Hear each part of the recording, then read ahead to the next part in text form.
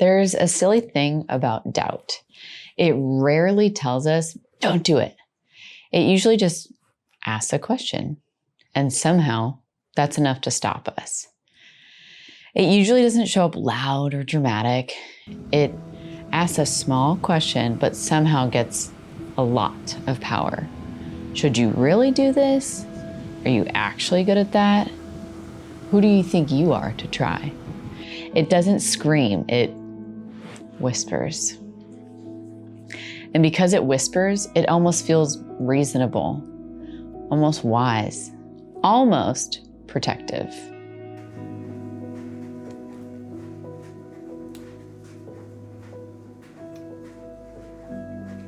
But the truth is, doubt doesn't actually stop us with facts. It stops us by making us hesitate. Recently, I was at church talking to a young girl, and I could tell immediately she's artistic. She's quiet and observant. She's expressive and bubbly at times. And when I asked her, what are your hobbies? What do you like to do? She said, art, jewelry, drawing, doodling. And then almost immediately, she started listing all the reasons she wasn't that good, that it's something she does to just kill time, nothing serious. And I remember thinking, there it is. Not a lack of talent, not a lack of interest, just doubt, already doing its work.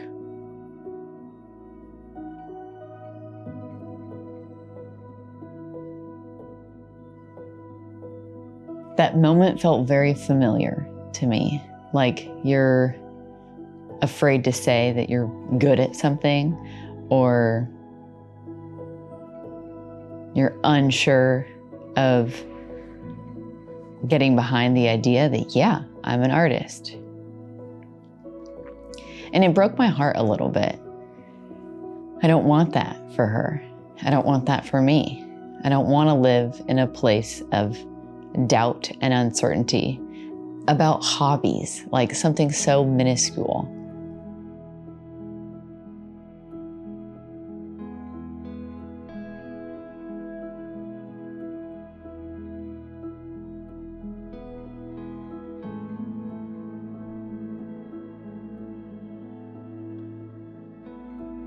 Doubt at its core is uncertainty, but it rarely stays small.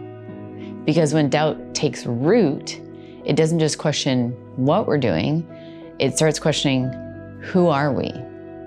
It makes us shrink what we love, downplay what we're drawn to, hide what feels tender and sacred. And it's wild. Doubt shows up in so many areas of life. In young artists convincing themselves that creativity isn't worth taking seriously. In motherhood, when we stop trusting our intuition and start outsourcing our confidence through scrolling on Instagram and hearing about the latest way to parent. In culture, where doubt can spiral into fear and suspicion, even conspiracy. Different expressions, same root. A quiet voice saying, you can't trust what you see. You can't trust what you know. You can't trust yourself.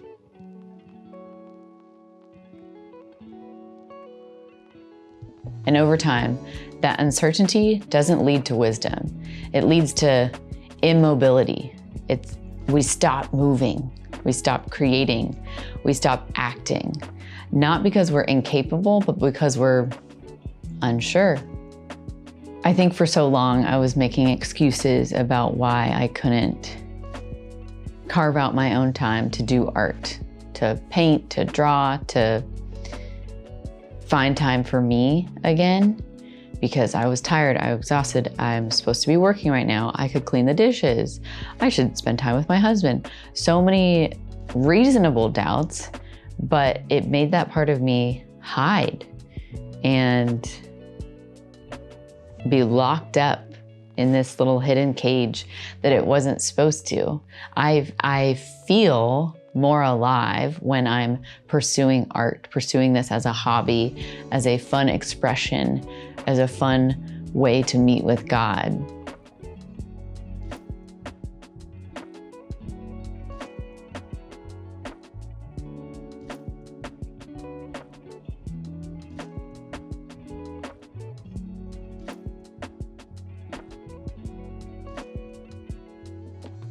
Here's the thing about doubt that I'm learning. It doesn't always disappear, but it does lose power when it's named. Scripture tells us that the enemy doesn't show up with this obvious destruction. He comes quietly, twisting, questioning, casting shadows. Doubt is one of his favorite tools, because if he can keep us questioning truth, he doesn't have to stop us. We'll stop ourselves. So the choice isn't, do I ever doubt? The choice is, what do I do when doubt speaks? Do I treat it like truth? Or do I hold it up to the light? Do I let it define my limits? Or do I keep moving anyways? Sometimes the bravest thing isn't confidence. It's action despite uncertainty.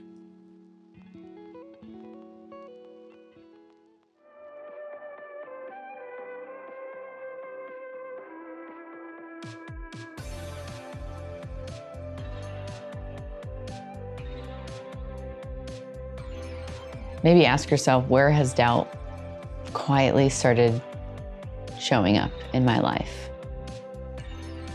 The opposite of doubt isn't certainty, it's trust. Trust that God doesn't call us to be perfect. He calls us to be faithful, and faithful with the little. Trust that gifts are meant to be used, not proven, not perfect. That tuition is something to be stewarded, not silenced. That movement matters more than mastery.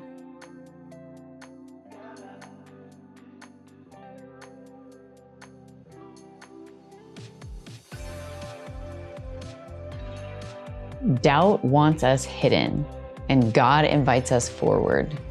And when we take even the smallest step, creating, deciding, believing, doubt loses its grip, because movement exposes the lie.